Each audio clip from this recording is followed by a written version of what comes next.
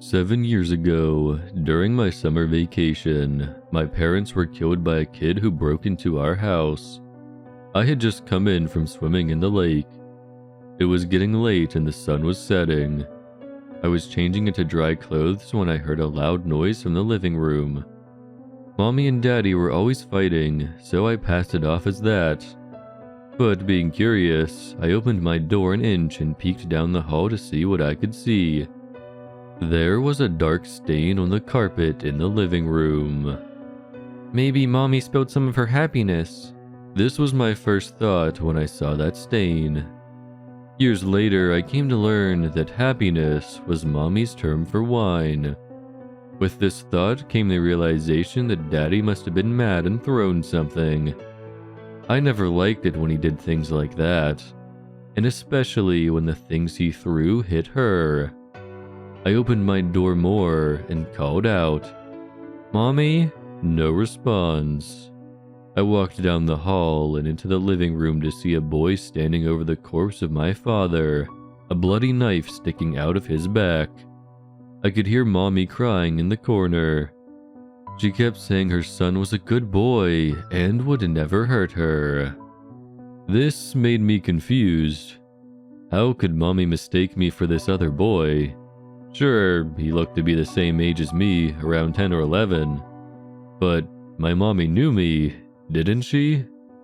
The boy's face was covered in shadow, and it seemed that he hadn't noticed me yet. He took the knife out of Daddy's back, and it made the most horrible noise. A squishy, wet noise that sent chills down my spine. The boy turned to my mommy and ran at her, bringing the knife down on her, stabbing her again and again and again. He turned to me, and I saw his glimmering eyes in the small amount of light coming through the window. They were green, a bright emerald green. Then he ran out the door and into the hazy twilight.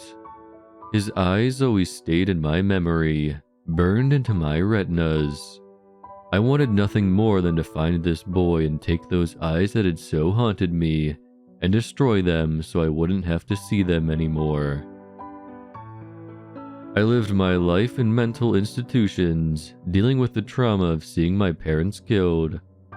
I told the doctors about my plan to find the boy and take his eyes, his terrible emerald eyes. They said it was out of line. Me? Out of line? I thought they were insane. They didn't deserve to be doctors. I moved from institution to institution, unhappy with all the doctors I came across. Until I met Dr. Hassling. She understood. She knew exactly what to say. She said anyone would have wanted to take revenge after going through what I went through. I knew I was right all along. But she did say odd things at times.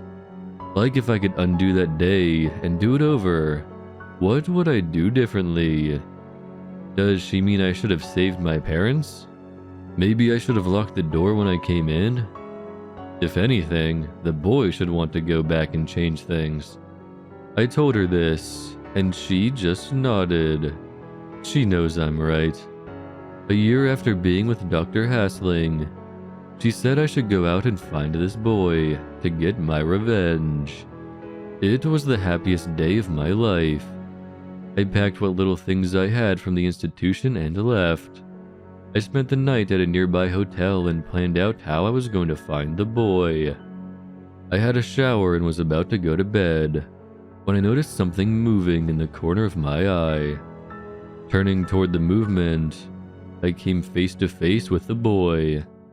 Much older now, what with the passing years. But I knew those eyes. The eyes that stayed with me my whole life. How did he know I was here? He must have been following me.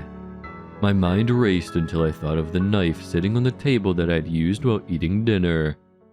I picked it up slowly and walked toward the green-eyed boy. The boy, or man now, started to walk towards me. He had something in his hand, but I couldn't see it in the shadows.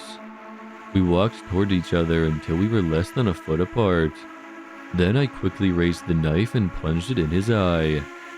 Cackling and screaming, I wedged his eye out and then moved on to the other one. The moon must have gone behind the clouds, because all the light seemed to disappear. But I didn't need light. I knew what I was doing. I stabbed blindly and felt the knife sink into flesh, gratifying me and making me want to stab more and more and more.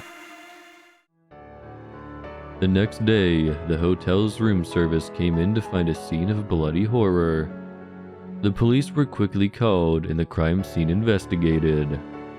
A man lay dead, one eye missing and multiple stab wounds across his body. In his hand lay a knife.